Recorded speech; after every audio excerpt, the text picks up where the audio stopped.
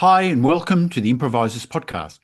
I'm Neil Thomas, and this is my co host, Kevin James. Thank you, Neil. On the Improvisers podcast, we chat with performers about their histories, their practices, their conceptualizations around practice, and their current enthusiasms. Who do we have on today, Neil? Today it gives us great pleasure to be in conversation with JACQUI MAIDA and REUBEN MacDougall Di Manno. They spoke of how their work is informed by the concept of the book, the lighting desk, and the letters. Mm. They reflected on pushing the hamster wheel and the importance of saying no as well as yes in Mm. improvisation. They also acknowledged the centrality of documentation in their process. They reflected on rigour in the practice of improvisation and also mused on their relationship to audience. I hope you enjoy this conversation as much as we did. Yes, let's go. Welcome, Ruben and Jackie. It's such a great thrill. We are so thrilled to have you on board the Improvisers podcast this morning. Maybe we could start with a brief synopsis of each of your histories and involvement with improvisation and dance. Who'd like to Hello. go first? I'll go. Thank you so much, you two. You're just amazing. We're very fortunate to be with you today, sharing and talking about practice. I'm Jack, and I've danced for pretty much all my life. My mum put me into classes when there's speculation, but I was 2.5. And I did like a few terms of tiny tots, ballet and maybe a bit of jazz. But when you're that size, it's just movement. And then I went all the way through primary school doing dance, doing jazz. And when I got to high school, I think that's when things shifted into a more sort of serious relationship with dance, or a less recreational and a more like, wait, I could do this really well for a really long time if I put in the hard yards. So over my high school years, I was trained at UTASI Ballet School, whilst doing all of my other high school responsibilities. But was I really doing that? No. Did I ever do my homework? Not often. And I went to a really nice private school, so I have a bit of like guilt around how I maybe took high school for granted. But my attention really was in the studio, and I would come into the room and know that that's the place that I was ready to work and ready to show up. And I at that time was doing ballet and contemporary and character, and I only started contemporary when I'm pretty sure I was 12. And in the middle of those years, I came across what is called Yellow Wheel, which is a youth company here based in Naarm, and they were established in 2012. And I got to be a witness of their 2014 season. It was called I Came Here to Dance Once. And my mum and I went, and I saw that show, and I knew that that was what I wanted to do. I knew that whatever I just saw was something that I was so excited about that I could barely even express it. And that work featured little short works of a whole range of choreographers, and I couldn't even wrap my head around it. It was performed in an underground car park, and I couldn't understand why we weren't in an auditorium. What do you mean? Like, what do I have to stand up and walk around? And that was so, so, so exciting to me. So that year of 2014, kind of, I was dropping into some kind of professional focus, and then that really elevated it for me, that performance. I graduated high school in 2017 and went straight into full-time training. And there I got my diploma in elite dance performance and my Cert 4 in dance teaching and management. And I graduated at the end of 2019, and in 2020, I was feeling strong. I was like, I feel like the strongest maybe I've ever been in my life. I can't wait. The world is my oyster. And then 2020, for everyone, it was such a difficult year. So I spent most of my lockdowns dancing in my parents' garage. I made a fringe work in that time, which was a dance film, because I was bored. What else was I to do? And yeah, the rest is history. I've now been teaching for 10 years. I've been facilitating youth dance practice. I've been improvising, and I try and improvise as much as I physically possibly can. Yeah, that's what I'll start with. Yeah. Do you want to go? Yeah. I'd love to hear about what you've been up to. It's funny, mine's same but different. Go. Yeah, I started dancing really early. I think from about 3 till I was maybe 16 even. I did just one class a week that was called Yoga and Creative Dance, which I now realize was structured improvisation or scored improv, really, at a little studio in my hometown. And then I did a little bit more technique, never as much as you, though, at all, for a couple of years while I finished high school. Then I went to Deakin University. First week was great. There was like 30 people in the course. We were ready to go. Then it was COVID. So I did half that course in my lounge room or whatever, which had good sides and bad sides actually, because it takes away all the social elements and all I had was my body and a little bit of space, which was really interesting. I also had a brief but quite significant interaction with Five Rhythms in that time. So I then maybe had these two relationships to improvisation, one of which was like really personal and sensory, and one of which was a little bit more the improvisation frameworks or techniques I was learning at uni. I joined Yellow Wheel in my second year of uni, which has been quite significant. And then, like you, I'm just figuring it out and guessing now, and I'm meeting the In the Moment crew at Dan's house was that was a game changer for us. Yeah, definitely. I think the Yellow Wheel, we did an activity called School of Fish, which people will be familiar with lots of versions of. I think it's fair to say the Yellow Wheel version is like just a very loose frame to hold a group improvisation, and then kind of the improvised solos of 5 or 6 or 7 minutes is a different kind of practice we've engaged with, or that we discovered. We met through Yellow Wheel, and I actually remember the first time that I saw you. It was the summer school. It was a Yellow Wheel summer school, and I remember you were talking about your like finishing your study and being in the void, and I had no idea who you were. But ever since that moment, I've been so interested in the way that you talk about dance and the way that we exchange dance together, and we've been doing that for years now, which is really special. And well, compared to some of the others in our community, they've been doing it for like a million years. So I hope the same for us, and we practice improvising together regularly. We see works together very regularly. We're in community. We try to get to as many workshops as we can.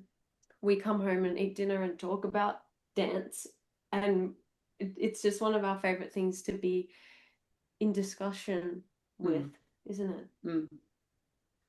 I've seen you perform solo. I've seen you perform in remarkable duets together. I've seen you perform in group work. And I want to say that I think your work is very sophisticated, both your movement work, your responsiveness, and your conceptualizations. And I think it's really wonderfully sophisticated and detailed the way you hold yourself in this world. I want to ask you a very simple question. Why improvisation? When you could be doing so many other things in the sort of movement and dance world, why improvisation? Why attracted to it so early? I go first? Yes. I think how do I want to answer this? There was a time in my life where I didn't want to be doing other things, so improvisation was my way into dance. But now it has become my most favorite way to be in my body, and I think that it's become a no-brainer. I maybe say it in these two sections because of the days in my full-time training where we would be doing contemporary technique class again, which technique is super important. But I was getting to the point where I was really feeling forced to regurgitate movement, feeling forced to, like wear uniform, and I felt those two things were just unnecessary in my life at that time. And that every single time that we would get to the afternoon improvisation class, I would feel the most overwhelming sense of relief and belonging.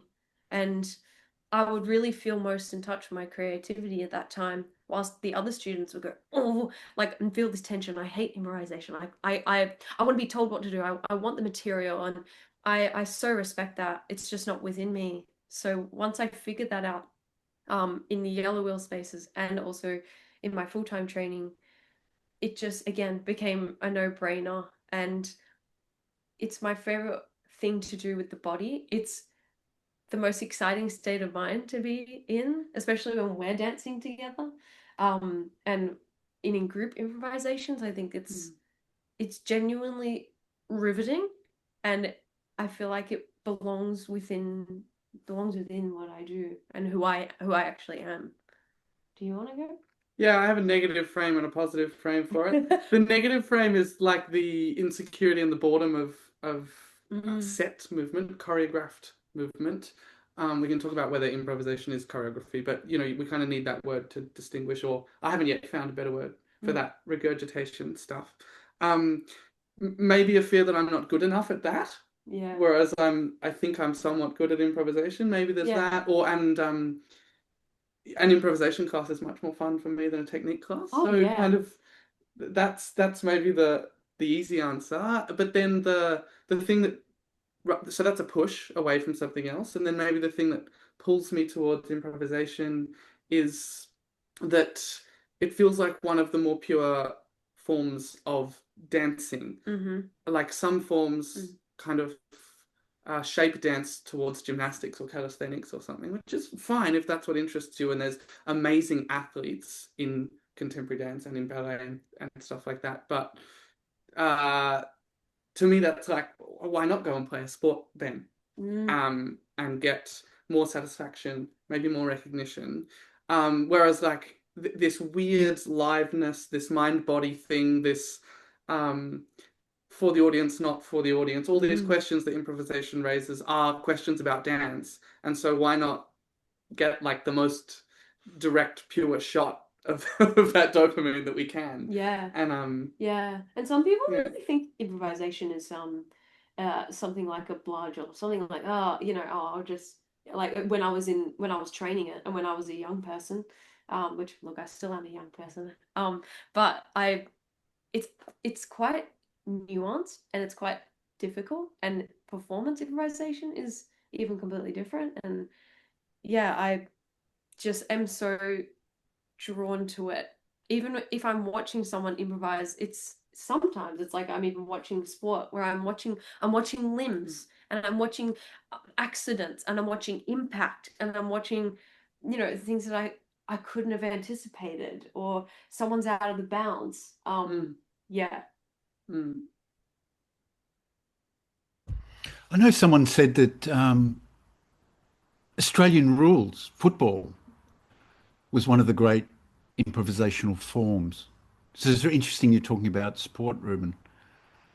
They don't, well, I mean, they work within a framework of rules, but actually as beings, they're just flying all over the place in these extraordinary ways. I have a friend who's working on her PhD, and she has like her dream work, her I could never make it, but if I could, I would do this, is to like choreograph an entire AFL game and to see what happens when it's not done live, and like how do you maintain the impact and the speed and the desperation and the, how do you drop something deliberately? And I think she's interested in that to highlight how much of it is in the moment, I think. Or at least that's part of what interests me about it. But we were in the Ballad of Bouncing Back recently, which was a work by a colleague of ours, Alec Katsarakis, and he improvises a lot, but also has this amazing design and composition brain. And that was a work about, I maybe got athletes on the brain because that was a work about sport. Oh yeah. At least superficially. For sure. It's interesting to think about rules, and which brings me to the question, how do you, well, let's talk about you two in your practice together. Okay. How do you practice? How do I practice? Well, you have a practice. I do.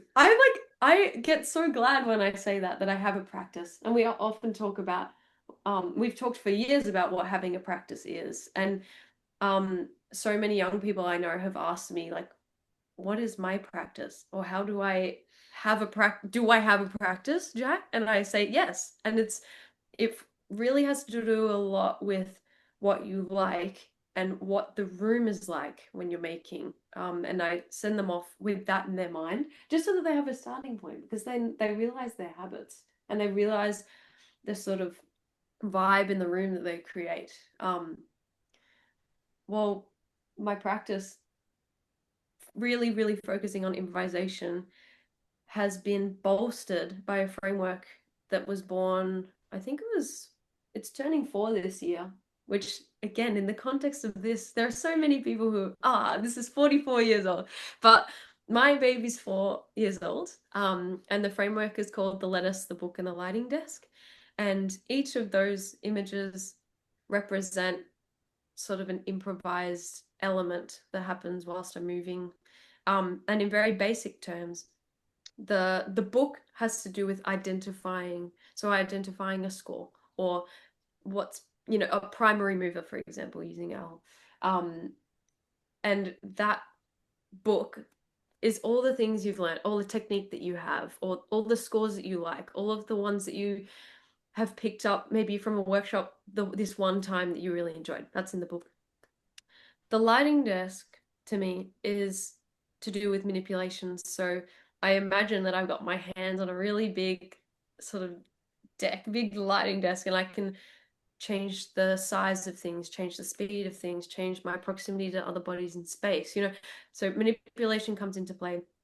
And then the lettuce has to do with the duration. So look, I have a theory that there are 2 lettuces, but that's another story for another time. But the lettuce has to do with the idea exposing itself and unfurling and exposing, and that there are long form durations that I've done that are one idea for a really extended period, that one leaf peels away over an hour and a half, or I'm really tearing off the leaves and going, no, no, no, no, no, no, no, no, next idea, next, and asking myself, what's the 3rd idea, what's the 4th idea, So those 3 things together is something that I think about every day that I walk around, not only just when I dance, but those are the 3 elements that are in my head. And once that was born, I did a handful of residencies and focused on it, and like really just made sure I was sure about what the images were. I'm still unsure about whether I actually have the images like as correct as I need them. But Reuben then got involved doing that with me, and I've been member of staff with Yellow Wheel for 4 years, and Reuben got to learn some of that from me in a more professional context, but also we have collaborated using that framework to make work. Do you want to talk about that? Well, I'm interested in this because you have this strong, clearly defined for yourself practice. And I feel like I don't. I feel practiceless or practice agnostic or something. I have habits and I have questions and I have interests that I struggle to name.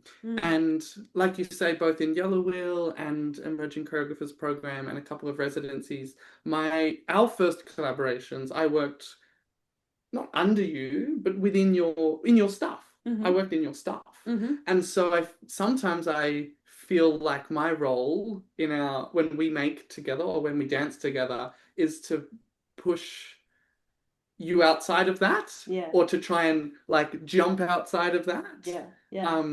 And sometimes you want to hold it in that because it's so strong and there's so much depth there for you. But then sometimes you're also like, what else could it be? That's my experience of it anyway. Maybe, do you want to talk about saying no? Because that's a big one for you. But then also I'm curious how you feel when I say no to your concept. This gives really good insight as to what Reuben is like as a collaborator. I feel like I've asked them for a reason to be in my works and to be in my developments because of your like intelligence, but also because of this like prodding I feel like you mm, prod me, and I think that that's mm. necessary in creation and in development and in wondering.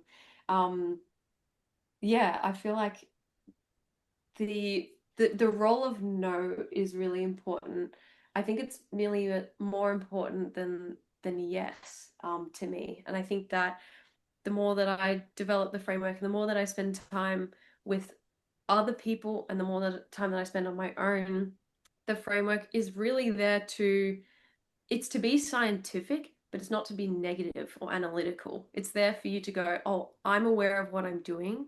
I'm aware of myself in space. I'm aware of my ideas. And it's about sort of supporting and being good at what you like doing and going off fulfillment. Fulfillment is like a massive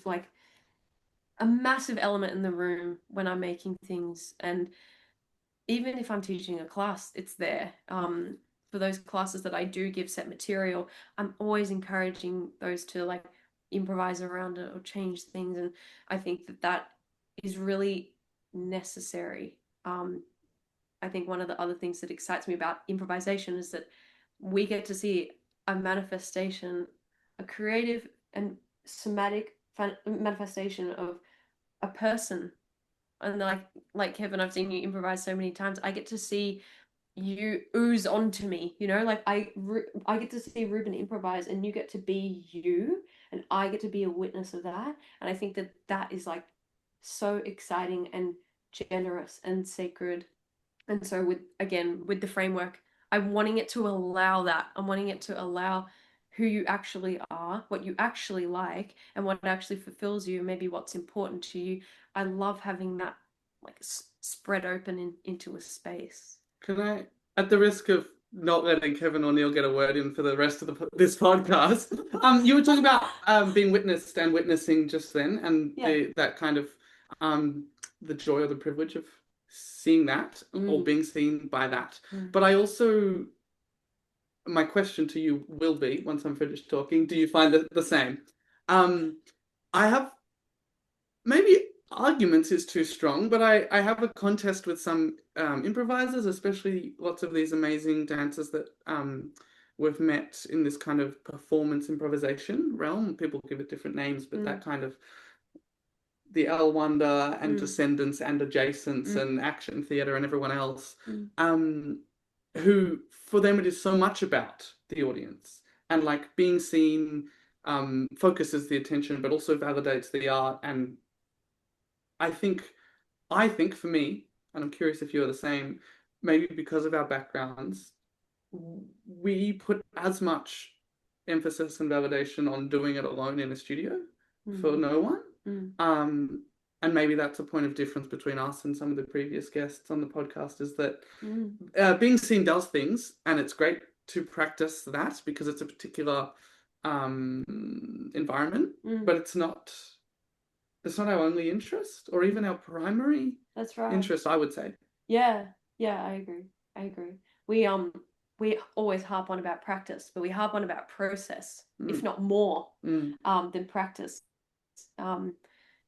We have debated for years as to why should we perform this, or should we do this is this part of our practice or is it not? And I've always circled back to going, well, if I want people to see my art, and if I'm gonna have like-minded people gravitate towards me, I should put it on. I should put on a show, or I should put on a studio showing, or this has been a relevant question, and I think every development that I've maybe done in the last like 5 or 6 years, I've gone, should I perform this? Or even after performance, did I enjoy the performance? Who was it for? Who am I doing it for? Am I doing it for me? Do I need to sort of go into myself and think about whether it's like egotistical? There's this hamster wheel that I've been on before that you've jumped on with me to go around and go. I pushed it sometimes. You pushed it. Go faster. Or stop. Jump off. Yeah. You could keep talking, but I'm just going to jump in just for a moment, because what I think is so wonderful about what you're doing right now, and what you seem like you've always done, is you've been very considered. You're very conceptual, You're very strategic, and I think you're very provocative in the way you view improvisation, the way you don't just accept the norms of engagement, and the way that you are, I think, real performative explorers. What you said before opens up so many questions about why do we improvise, to whom do we improvise, are we performing as much for ourselves as for the eyes of witnesses, and what is that relationship? Um, and maybe we could talk a little more about that. I know Neil's intrigued deeply by that as well. But I often think that if we're out there with less interest in the audience, that we're in some ways creating sort of an installation in a way that the audience has access to, and we don't need to respond to their response. We just simply keep doing what we're doing as a form of installation. Whereas if we are attending more to audience reaction or to the relationship, then what we are doing out there is very shaped by the particularities of the space, who's there that night, and the responses, the clapping, the laughing, all of those things. And that fine line between, are we creating something for them to look at, or are we entertaining? And I guess there's a permanent dance around that for all performers. Maybe you could pick up something around that. That's not a simple question, but it's a response to what you've been saying. And I wonder what further you might like to say about that relationship. That's beautiful. Installation is a beautiful word for it. Yeah, I'm not trying to suggest that you can ever ignore an audience that's in a space. I know I can't. Maybe someone at the very height of their game can, but it's not about ignoring, but it's about making a conscious choice to either, for me, making a conscious choice to either respond to the audience as part of your environment, or to say, welcome into my studio, welcome into my practice-ish. Yeah.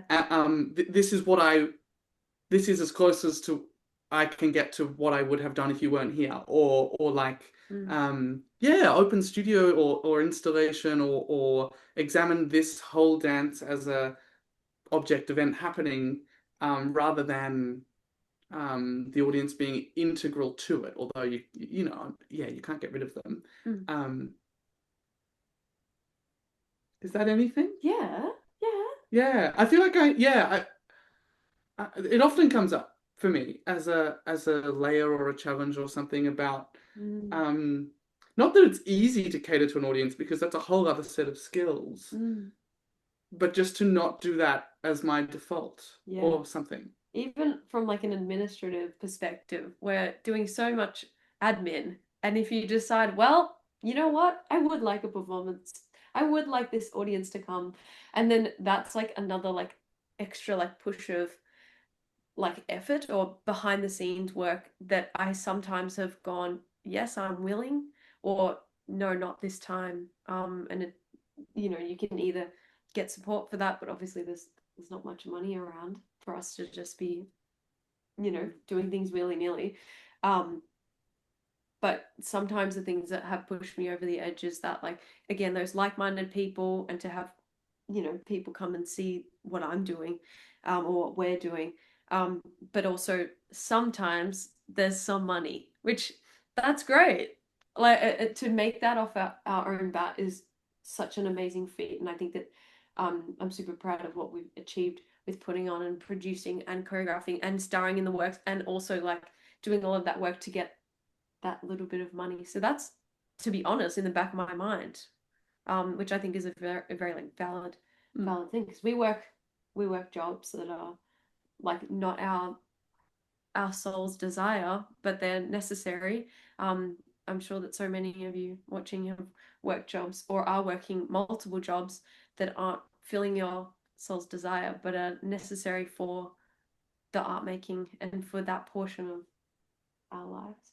That's maybe also another reason to improvise, is because we can put it, I don't know, I think probably making art has always been hard, but I don't know, because I only live my own life in my own environment and social and governance and everything that's around us. So, and right now it's hard, it's really hard.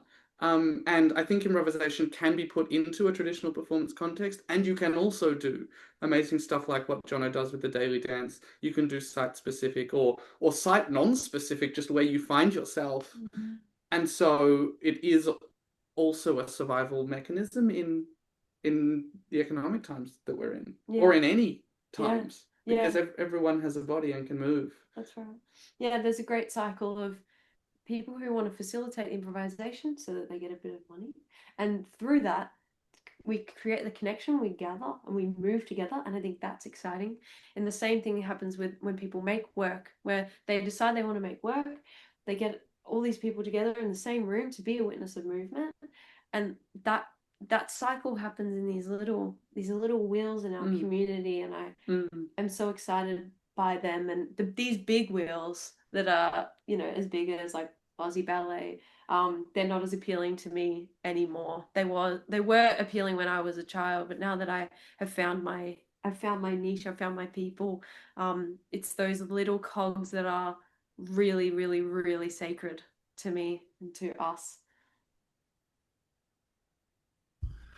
Oh, such a lovely word, sacred. I'm looking at a little bit of the scree that you wrote for us, Reuben, and it says Reuben has recently been thinking about attention as a performer and audience member. They are interested in the act of live movement generation, how the act of live movement generation narrows and focuses attention. I wonder if you could talk about attention, performing and attention, what goes on for you as solo performers, as when you're working together, what are you attending to, how that changes? Do you want to take that one? You go. It's for you. I feel a bit unqualified talking about attention because just recently, Andrew Morrish gave a bit of a performance and a presentation about improvisation, and he talked about attention, and he talked about sensory information filtered through the imagination. And he just spoke so well, and it resonated strongly, and so I feel a bit like, what do I know? Yeah, I wrote that a while ago. Words are hard. It's hard to write about what you do. You just know it when you feel it. But when I'm dancing, performing or not, when I'm dancing, I feel present. I am conscious of where my attention is going. And so even if I'm distracted, which happens a lot, the flow state doesn't happen for me really that often at all. Maybe Really? maybe I'm just chasing the high. Yeah, no, not at all. Really? Okay, more to unpack later. But when my attention wanders, I'm also conscious of that, which is something that I don't think is true many other times in my day. So maybe there's something in there about attention. I'm trying to connect back to the version of me who wrote that, and I actually don't know what they were talking about anymore. Look, I think that there's spheres of attention. There's, let's say we're witnessing a performance, and there's a very intimate attention of the dancer and their body. They're having a really distinct like focus on the attention, especially if it's improvised. And then there's another sphere of attention of like whether the audience maybe as a whole is quite focused and paying that attention, or whether they're passive, or maybe that is a question about attention. And then maybe on a like in the third sphere, maybe it has to do with community attention, whether community are like chatting about it. Are you going to see that work? Are you going to see that work? Maybe that is also attention in a more social sense. But I think when I'm dancing, I think that attention is what is exciting and what is really, I think, personal, and what I think is really artful. I've had plenty of young people say, I don't think about anything when I improvise. I think nothing. Or so what? I'll ask, what happened in your improvisation?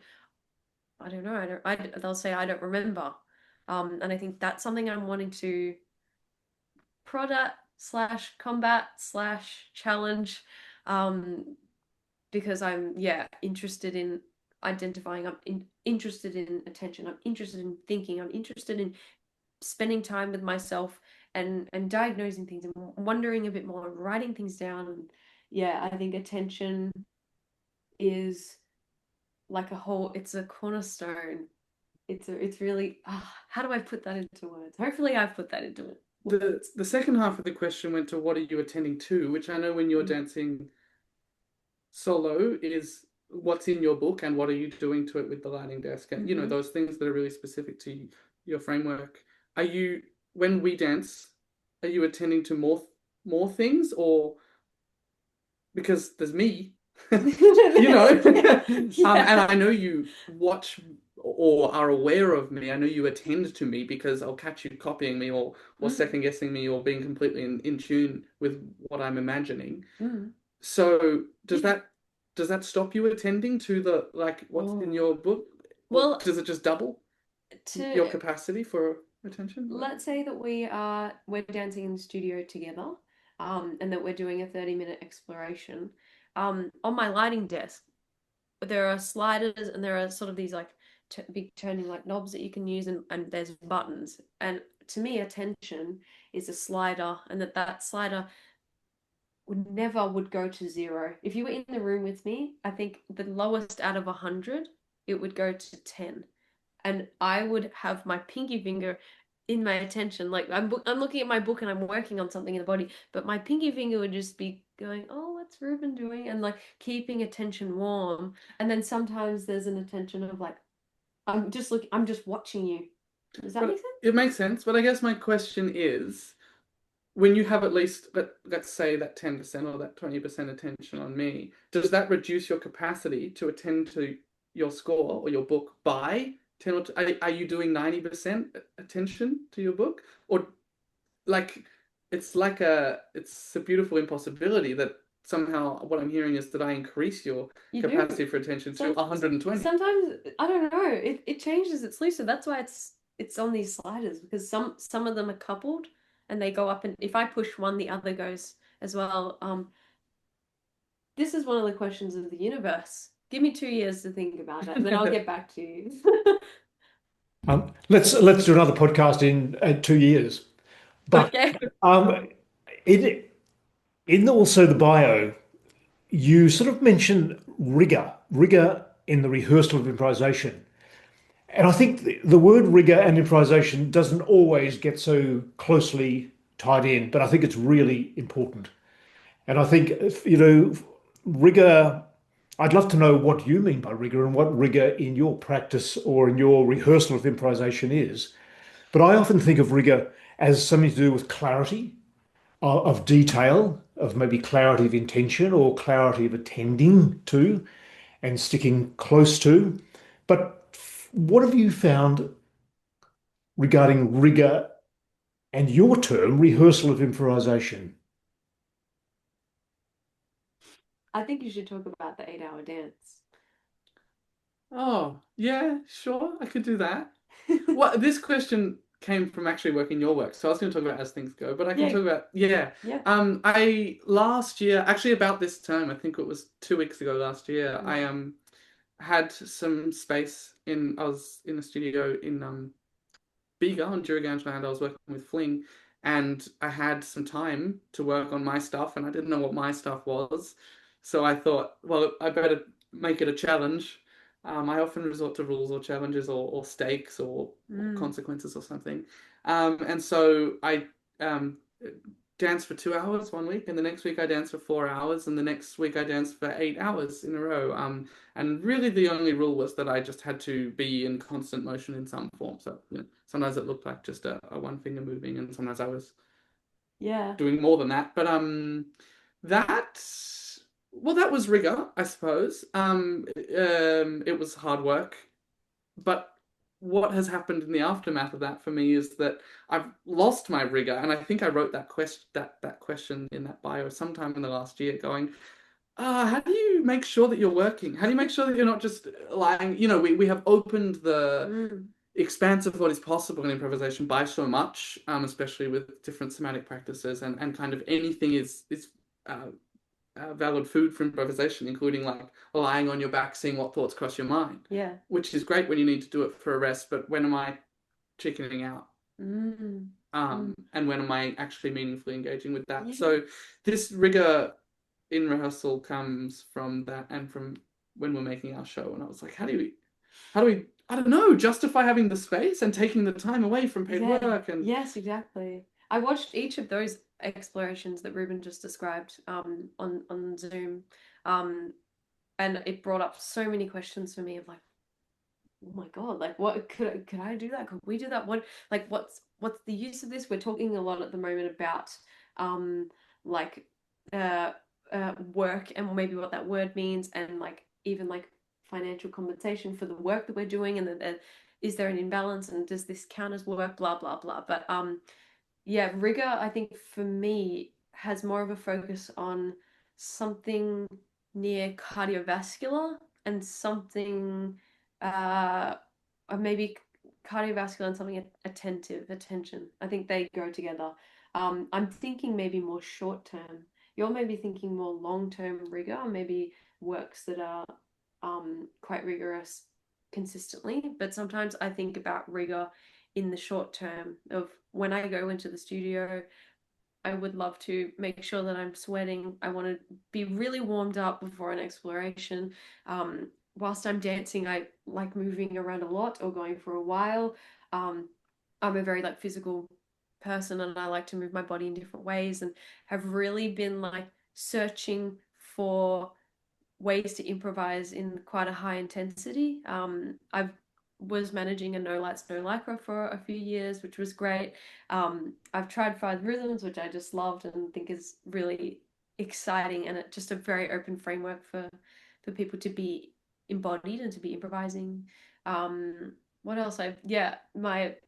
My site specific improvisations and solo studio time and our time.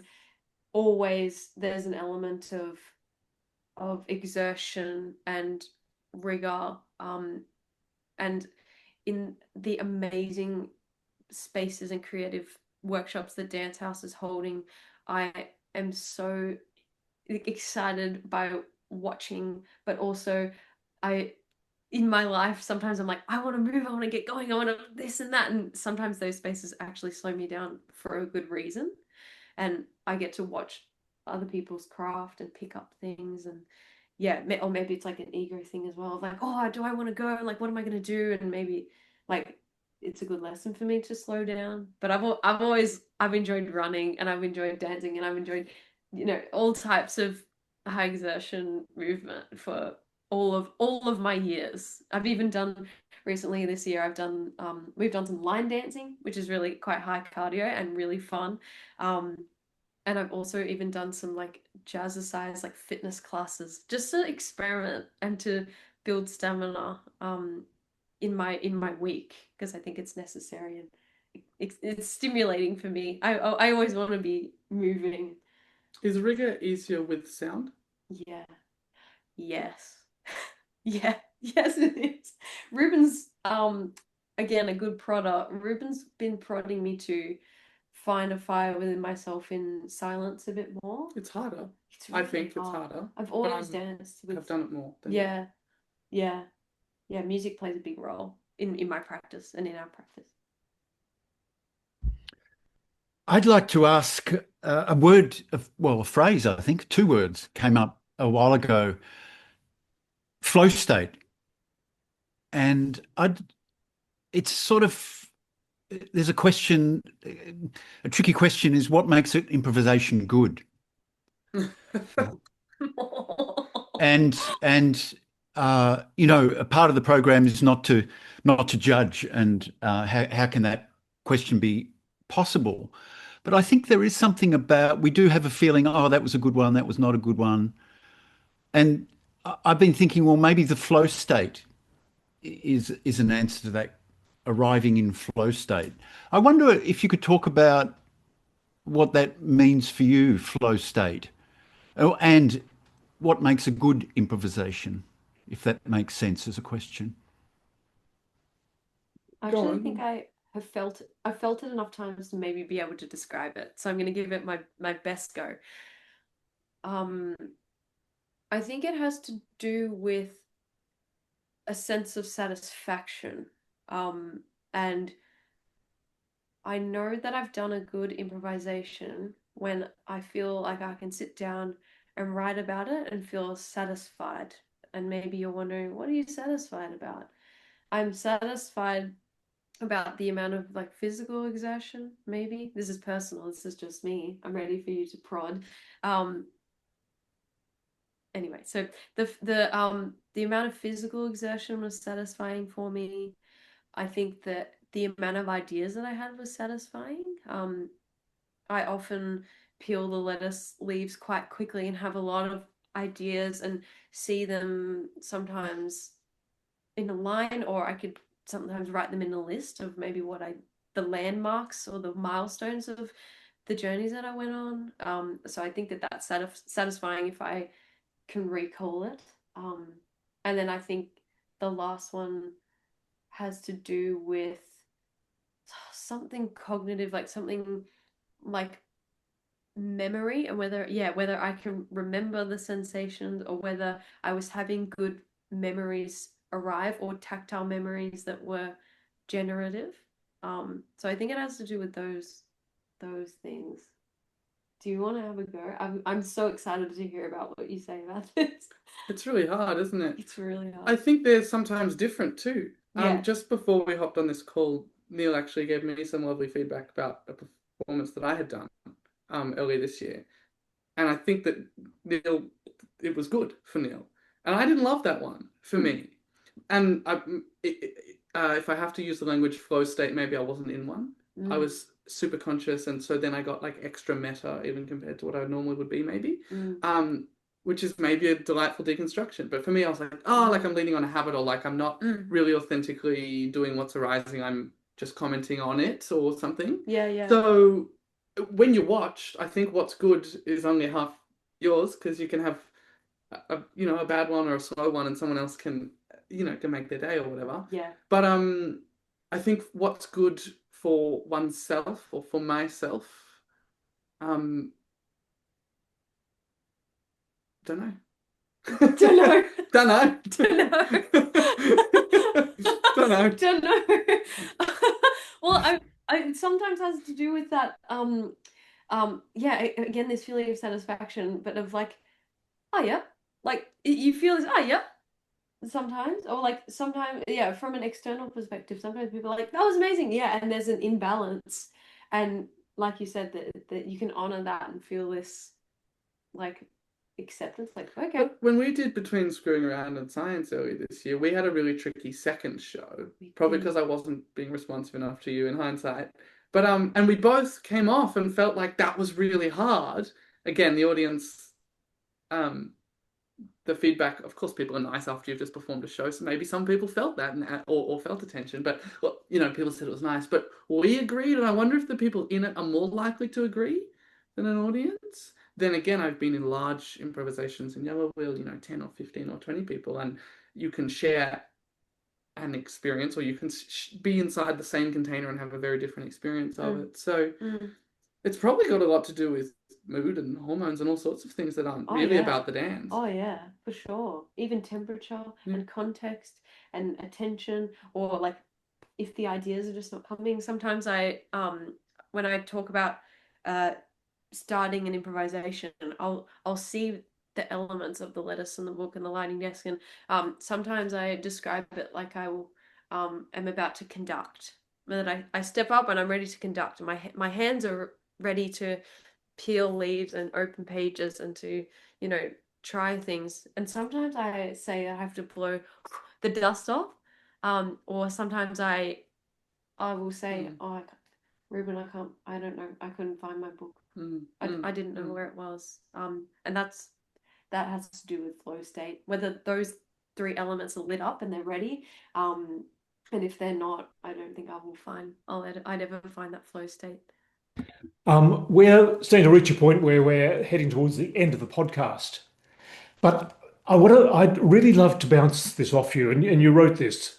Collectively, they obsess, this is you both, you wrote, collectively, they obsess over improvised experiences within their own bodies, over witnessing improvised performance and documenting happenings through a mixture of mediums, journaling, note-taking, blogging, and videoing. And I think it was when I went to see Between Screwing Around and Science, the performance that the walls were covered, both downstairs and upstairs in the studio, covered with writings and covered with reflections.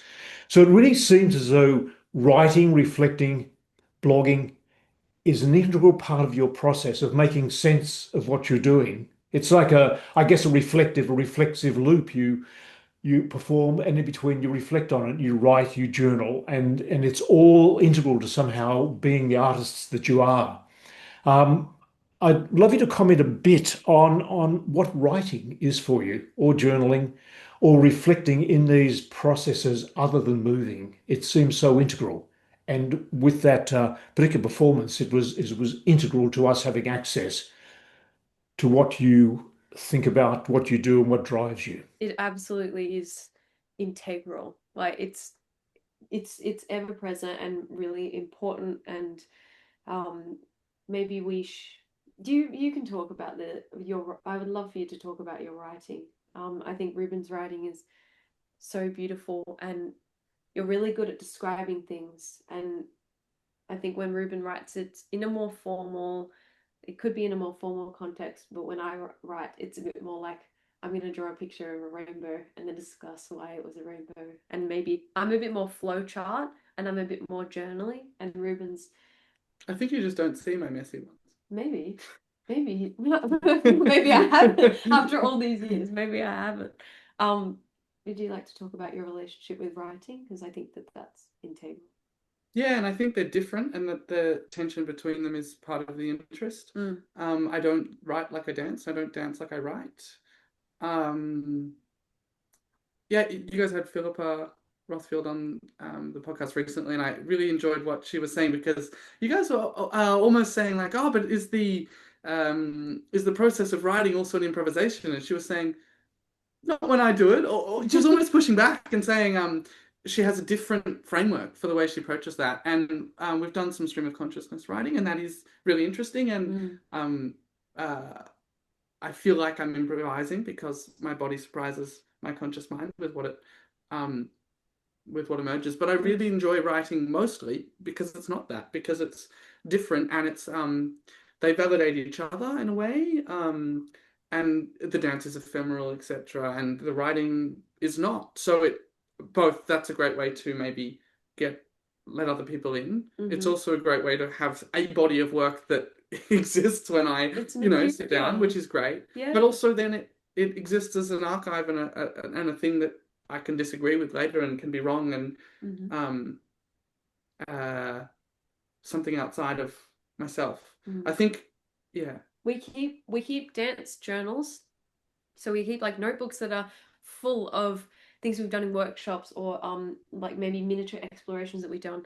And then there in every development that I've run, there's a big roll of butcher's paper that is always there, and there's a rule of like whenever I'm facilitating in that room, the butcher's paper anytime and any reason. So if you just like, I have to write that down, you just stop what you're doing, you write it down, or you draw, or you color, or you write a poem. So butcher's paper's there. We even had a Polaroid the other day when we were practicing together, and if we wanted to honor a really good stillness, we would take a picture with the Polaroid. Even maybe in a marketing / social media context, I've always been interested in editing and videoing exploration, and then sort of choreographing, chopping things into a video with music. And that's just like a current thing that I'm interested in, and something that I digest as a young person through social media. So there's such an array of ways that we document. We always debrief after explorations, and doing voice recordings they've been immeasurable, and such an exciting resource to sort of be a checkpoint in an exact time. And I sometimes will listen to ones from previous developments and go, that was before I figured this out, or oh my god, I should pick that back up, because I think that that's a thread that I could sew into something whole. Yeah.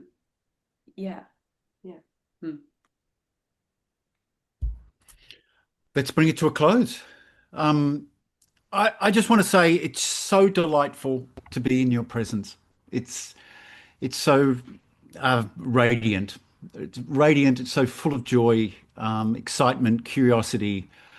It's lovely. It's just such a pleasure. So thank you so much for sharing that with Kevin and I personally in this interview, and with the much wider community who will be attending to the podcast. Thank you so much. It feels like we could have gone off in so many directions. You know, so many moments sparked when you were speaking that could have been a tangent of rich reflection. But time being what it is, we're limited. But just confirming what Neil said, thank you so much for being you. Thanks for having us, guys, and thank you so much for this resource we've been diving in recently. And it's just amazing what's there. Oh yeah. Yeah, thank you so much. I don't know, we're just young people and we're in our 20s asking all the questions, and we're just excited and curious. And yeah, for anyone who wants to speak with us about dance, like we always want to have a yap about dance, or if you want to exchange dance, we're deeply excited. And yeah, thank you so much for you two. Like, you're just amazing. I look up to both of you, and yeah, thanks for having us. Good. Thank you.